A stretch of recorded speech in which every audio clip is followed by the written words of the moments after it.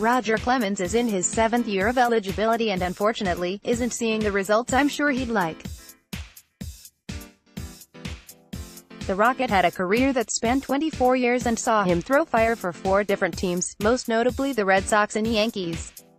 For most of his career, Roger found himself embroiled in the best rivalry in sports, fighting on both sides.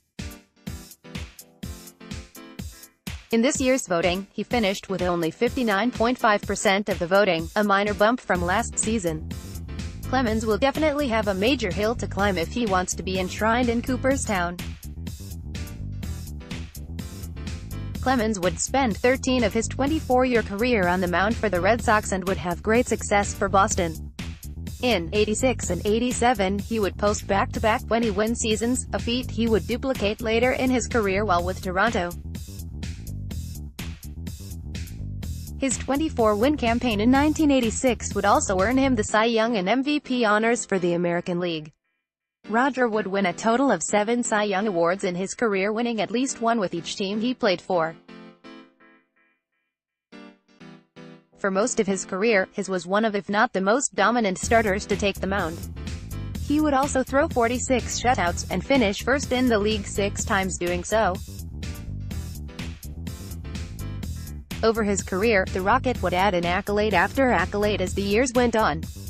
Sadly, for all he did on the field, it will most likely be what he's accused of doing off of it that may keep him from the Hall of Fame. Roger was one of the players named in the Mitchell Report and would be accused of using peds during his career.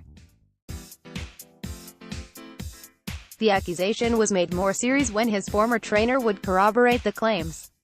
Clemens found himself in front of Congress where he argued his case under oath. He would then have to go in front of a grand jury due to allegations that he perjured himself in his statements.